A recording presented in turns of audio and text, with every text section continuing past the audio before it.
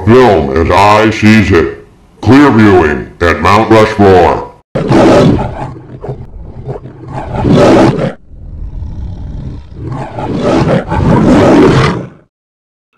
It was a hot and dry Sunday not far from Keystone, South Dakota, when old Highway 244 surprisingly turned into a dirt road. But I could see my destination in the distance, Mount Rushmore, now known to some as Mount Bushmore. I climbed out of my car to hoof it the rest of the way, and walked up behind a couple young ladies staring up at the four presidents carved into the world-famous rock edifice. Well, to be totally accurate, they could have been looking right above the gigantic carvings at the new Busch Stadium Beerpark and Grill, which had just recently been both inconspicuously constructed and publicly abandoned in just the past several months. I proudly introduced myself to the girls, and the three of us agreed that we should have probably approached our ultimate destination from the other side, because our invitation said Begin's venue was actually located behind Busch's Beerhead Stadium, on the far side relative to our present location. So, making our way west, I jogged ahead of the girls, as I was invited to be the master of ceremonies at the watershed event, and certainly didn't want to be late, even if it meant getting my grandfather's recently pressed suit a bit stained with my sweat. And Grandpa Sully's suit was quite damp by the time I got around the mountain and up the other side. But I knew my mad dash was worth the effort when my eyes fell on a beautiful lake before me. Finally, on the far side of the lake, atop a beautifully grassed hill, I saw the red drapes of Begin's venue. The activist venue was dwarfed by the giant stadium bar, park, and grill, which had already started to disfigure from neglect. Here he comes, come on, you're late!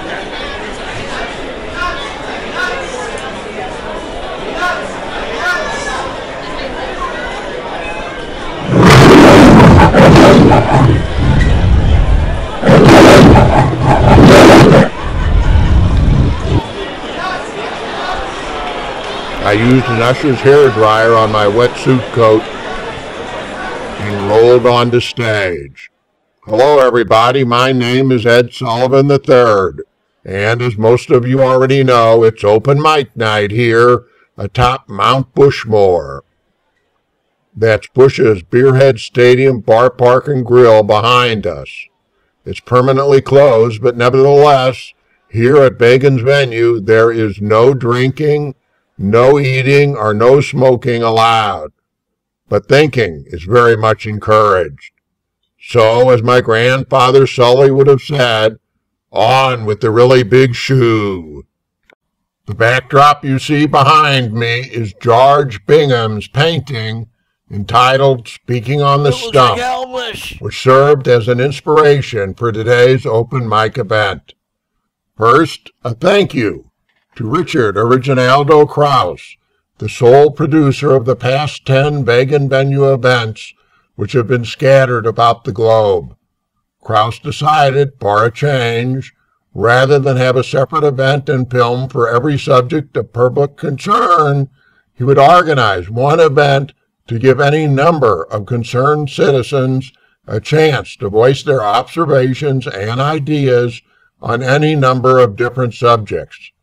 But I now must let it be known that anybody who rolls onto this stage, not only will they have the opportunity to air their bitch or their guidance or their praise, but they will also be subject to cross-examination by any person or persons on these premises. Enough of the jaw-jacking. Please welcome our first open mic bastard, riding big wheel number 2, the one and only Dean Martin Taylor. Well, thank you all so much for that hearty welcome.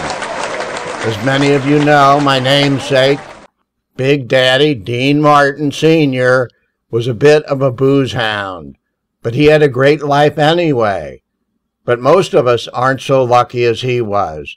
He had an entourage of sober friends to take care of him.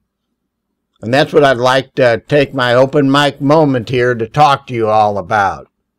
You see, everything in our society, take for instance a giant ballpark and too many to count public facilities, including hospitals and parks and landmarks, are bought and paid for by giant boozehead corporations like Bush and Coors, etc., etc., etc. Why is it allowed, and why do they do it? Because it not only sells their mind-numbing liquid drug, but it also makes us all think that screwing up our mind is an acceptable form of social behavior. Well, I'm here to tell you it isn't. Anything that suppresses your inhibitions also suppresses the rest of the parts of your brain. Why not just bang yourself up the side of the head with a ball-peen hammer when you need to relax or have some childish fun? Forget that you'll also destroy your kidneys and other organs. What is worse is that once you depend on beer or booze to relax you or to have a good time, you'll never be able to do it either without it. I say to all of you to write your government bigwigs and tell them you want a law in the books that makes booze illegal again.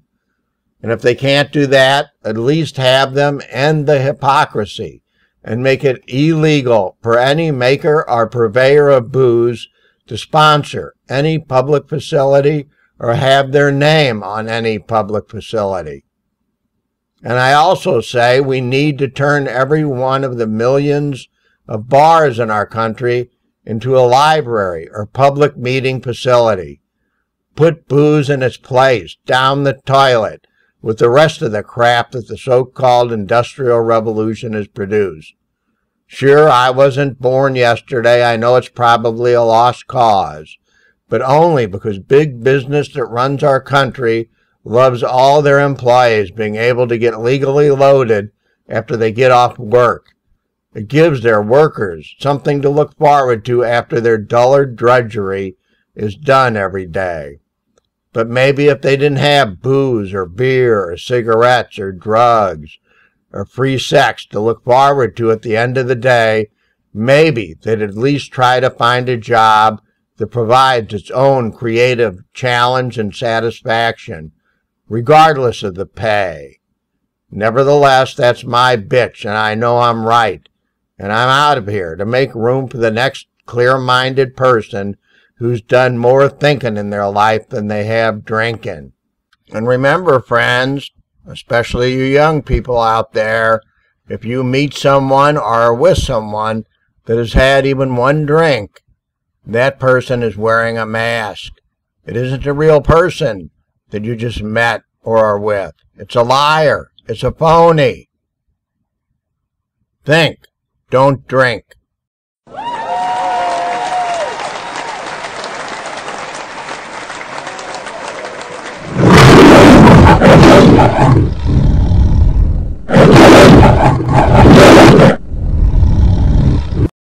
Get back out here, Dean. We have a question for you from the audience. Martin Oliver asked you to explain the book you wrote on alcohol soothing your nerves. Sorry, I meant to explain that and forgot.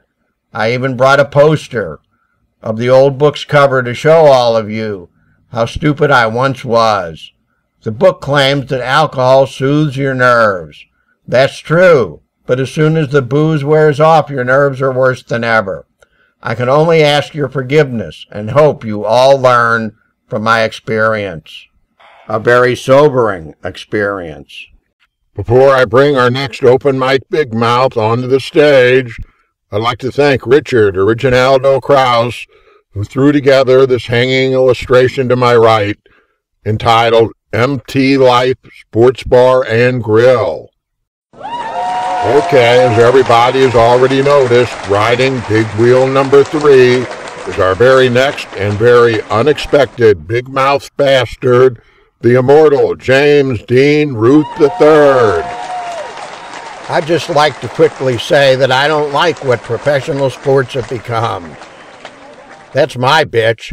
The only thing these big dollar spectacles prove is which city is willing to prostitute their civic pride to the biggest sports investors. Sure, sometimes it's good for the economy and a way for frustrated citizens to blow off steam. But wouldn't you rather partake of the action yourself? So, instead of patronizing professional sports, go play ball with your family and friends. Or at least go and watch your family and friends play ball. Or have we become passive voyeurs in our great society, watching people we don't even know? Hey, if we still need to compete on a national scale, why not at least make it mandatory that all owners and coaches and managers and players are born and bred in the city they supposedly represent? It's up to all you out there, America's real athletic supporters. And on a closing note, I'd just like to give credit to Richard Krause for this clip and his Hotel Originaldo movie 5 years ago, which finally opened my eyes wide on this subject. I sees it. I paint it. Well, good for you. What do you want? It metal or just to pin it on? How about both, Your Excellency, King David?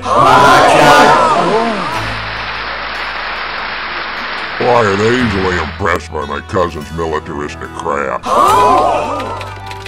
By the dawn's early light, 30 by 40, oil on canvas.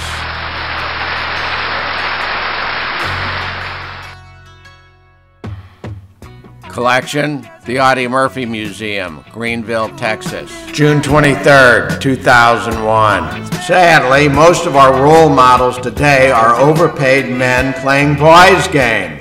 Audie Murphy, on the contrary, was a boy playing a man's game, and playing it not for riches, but for righteousness. From my cousin's big shot speech at the unveiling. Arrivederci. Don't go rolling off stage yet, James. I have a comment from the Peanut Gallery for you. Joyce Root writes, most people think it's un-American not to be a pro sports fan. What say you? Hey, I'm anything but un-American. Half a century ago, I pretended to get killed in my Porsche so the FBI could use me as a volunteer guinea pig in their secret anti-aging research program. Hey, I was almost 60 years old when I made Rebel Without a Cause, and I'm 115 right now. And I've done it all for the USA. So don't go calling me un-American because I think professional sports are a joke. The players play for whoever will give them the most money. The whole truth is actually that all sports are nothing but children's games, intended by Mother Nature as a way for a growing child to learn physical and mental agility, not as a way for grown men and women to entertain other grown-ups they don't even know, or they can't even see. Thank you from all of us, Maestro James Dean, for your wonderful insights today. Whatever your age truly is, there are certainly no cobwebs in your cranium. YouTube currently limits any single video file to 15 minutes in length. As a result, for display on YouTube, this video has been divided into more than one part. Thank you.